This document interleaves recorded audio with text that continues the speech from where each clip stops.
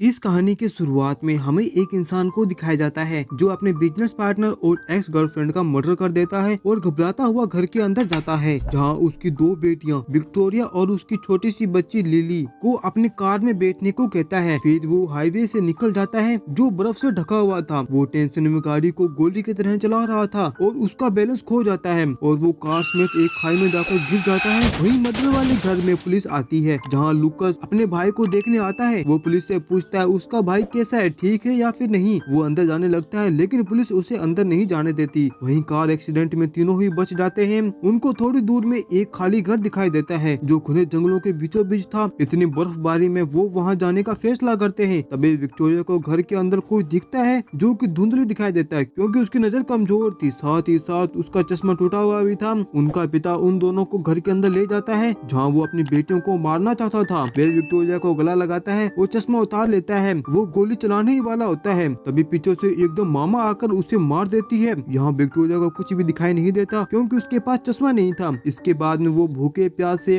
वहाँ एक चिमनी के पास में बैठ जाते हैं। तभी अंधेरे से एक पेरी उनके पास आती है। तभी हम अंधेरे में मामा को देख पाते हैं। अब धीरे धीरे 5 साल बीत जाते हैं और मामा उनको अपनी बेटी की तरह पालने लगती है। वहीं दूसरी तरफ उनका अंकल लूकस और उसकी गर्लफ्रेंड एनाबेल जो एक पॉप सिंगर है, ये 5 सालों से अपनी भतीजियों को पागलों की तरह ढूंढ रहे थे। वहीं दूसरी तरफ हमें कुछ खोजकर्ताओं को दिखाया जाता है। उनको वो एक्सीडेंट हुई कार मिल जाती है और पास में वो केबिन दिखती है। उनके अंदर उनको 2 लड़कियां मिल जाती है, लेकिन वो 5 साल मामा के साथ रहकर उनका नेचर एनिमल की तरह हो गई थी। वे चारों पैरों पर चलती थी, कीड़े मकोड़े खाती थी। अब उन दोनों को वहाँ से बचा लिया जाता है। एक साइकियाट्रिक डॉक्टर ट्रिफस की देखभाल में रखा जाता है। अब वहाँ उनके अंकल लुकस और एनाबेल आते हैं जो अपनी भतीजियों को साथ में ले जाते हैं। एनाबेल इससे खुश नहीं थी, लेकिन लुकस के प्यार के कारण वह मान जाती है। दरअसल मामा भी इनके पीछे पीछे यहाँ तक आ गई थी। इसके बाद दोनों लड़कियाँ रोज रात को मामा से मिलने जाती थी। मामा दरअसल एक पागल खाने की मरीज थी। वो एक दिन वहाँ से भाग गई और चर्च में जाकर उसने नन को चाकू मार दिया जिसके हाथ में एक बच्चा था जिसका वो ध्यान रख रही थी। मामा उसी बच्चे को लेकर भाग जाती है। वह पहाड़ी के पास जाकर सीधा पानी में कूद जाती है, लेकिन उसका बच्चा पेड़ में ही लटक जाता है और वह वहीं मारा जाता है। जिसके बाद से ही वो अपने बच्चे को अपने साथ ना पाकर वो एक इविल घोस्ट के रूप में बदल गई। उसने भूत बनकर सदियों से अपने बच्चे को ढूंढा लेकिन कुछ भी नहीं मिला। लेकिन उस दिन लिली और विक्टोरिया दिखी। उस दिन से वो उन्हीं को अपना बच्चा मान लिया। जब मामा घर में आती है तब लाइट ऑन ऑफ होने लगती है या फिर ब्लैक बटरफ्लाई वहाँ पर आ जाती है। वो बच्चों के साथ खेलती है लेकिन सभी की नजरों से बचकर। जब भी विक्टोरिया मामा के सामने जाती थी हमेशा वो चश्मा उतार देती थी क्योंकि मामा को चश्मा पसंद नहीं था। विक्टोरिया डॉक्टर से बोलती है कि मामा वहाँ नहीं आती जहाँ उन्हें देखा जा सके। एक दिन मामा लुकस को पेड़ों से नीचे गिरा देती है क्योंकि वो बिल्कुल अपने भाई जैसा दिखता था और उसने अपने बच्चों को मारने की कोशिश की थी। धक्का देने के बाद लुकस कोमा के अंदर चला जाता है। अब बच्चों की सारी जिम्मेदारी एनाबेल के ऊपर आ गई थी। जैसे जैसे दिन गुजरता है विक्टोरिया नॉर्मल बच्चों की तरह बन जाती है, जैसे हर बच्ची काम करते हैं, खेलना कूदना। लेकिन लिली जैसी की वैसी रहती है। धीरे धीरे एनाबेल को बच्चों के साथ लगाव हो जाता है और विक्टोरिया को एनाबेल ना मामा से ज्यादा अच्छी लगने लगती है। अब एनाबेल को एहसास होता है घर के अंदर कुछ न कुछ तो गड़बड़ है, शायद मामा हो सकती है। विक्टोरिया को अपनी फिक्र होने लगती है क्योंकि एनाबेल से बढ़ती नजदीकियां मामा बर्दाश्त नहीं कर पा रही थी। डॉक्टर को यकीन हो जाता है कि मामा कोई सच में है। उसके बाद उसको सच में मामा दिखाई देती है। अब मामा के मरे हुए बच्ची की कस्टडी डॉक्टर को मिल जाती है। डॉक्टर को पता चलता है कि मामा उसी जंगल के एक केबिन में रहती है। वहाँ वो रिसर्च करने जाता है लेकिन मामा उसको जान से मार देता है। वहीं हॉस्पिटल में लुकस को एक सपना आता है जहाँ एक ब्रिज के पास उसका भाई है और कह रहा है कि सेव माय चिल्ड्रन एक जगह पर इशारा करते हुए। तभी लुकस कोमा से जाग जाता है। वहाँ वो कुछ दिन रहता है, फिर वहाँ से वो भाग जाता है। वो उस जगह को सर्च करके उस स्थान पर पहुँच जाता है। एनाबेल डॉक्टर के घर जाती है लेकिन वो वहाँ नहीं मिलता। वहाँ एनाबेल को मामा की मिलती जुलती कुछ फाइलें मिलती है और उसके मरे हुए बच्चे की कोप। उसी वक्त मामा विक्टोरिया और एनाबेल पर हमला कर देती है। वे दोनों मामा के साथ में हाथापाई करते हैं लेकिन वो हार जाते हैं। तभी आवाज सुनकर पड़ोस वाली आंटी वहाँ पर आ जाती है। तभी मामा उसे प्रजस कर लेती है ताकि वो बच्चों को उसी केबिन में ले जा सके। उसमें वो सक्सेसफुल हो जाती है। जब एनाबेल को होश आता है वह मामा की बच्ची की बॉडी उठाकर लेक की तरफ जाने लगती है। तभी रास्ते में उसको लुकस मिल जाता है। फिर एनाबेल उसको पूरी कहानी बताती है और लुकस अपनी पूरी कहानी बताता है। जब वो केबिन में पहुंचते हैं तो उन्हें बस आंटी की बॉडी मिलती है, वो मरी हुई, लेकिन बच्चियां नहीं मिलती। वो उसी वक्त उस जगह को देखती है जहां मामा ने सुसाइड किया था। तभी उसे याद आती है कि ऐसी आत्माएं अक्सर अपनी गलती दोहराती है, वहीं एनाबेल को एहसास होता है कि मामा बच्चों के साथ नीचे कूदना चाहती है। अब एनाबेल और लूकस मामा को रोकने जाते हैं, लेकिन मामा उन दोनों पर हमला कर देती है। तभी एनाबेल उसके मरे हुए बच्चों को सौंप देती है और मामा अब नॉर्मल लेडी की तरह बन जाती है। ये देख एनाबेल और लूकस बच्चों को लेकर भागने लगते हैं। तभी लिली मामा चलाती है, मामा फिर से इविल बन जाती है। मामा बच्चों को ले तो लेती है, लेकिन एनाबेल विक्टोरिया को पकड़ लेती है। विक्टोरिया रोते रोते कहती है, मामा मुझे नहीं जाना। मामा दुखी होकर लिली को ले जाती है और नीचे कूद जाती है। वो एक पेड़ की डाली से जैसे टकराते हैं, मामा और लिली बटरफ्लाई में बदल जाते हैं। अब विक्टोरिया एनाबेल को हक करती है। तभी विक्टोरिया के हाथ में आकर एक बटरफ्लाई बैठती है जो शायद लिली हो सकती है। और इसी के साथ ये मूवी यहीं पर समाप्त होती है। आपको ये मूवी कैसी लगी? अच्छी लगी तो वीडियो को लाइक, चैनल को सब्सक्राइब जरूर करें।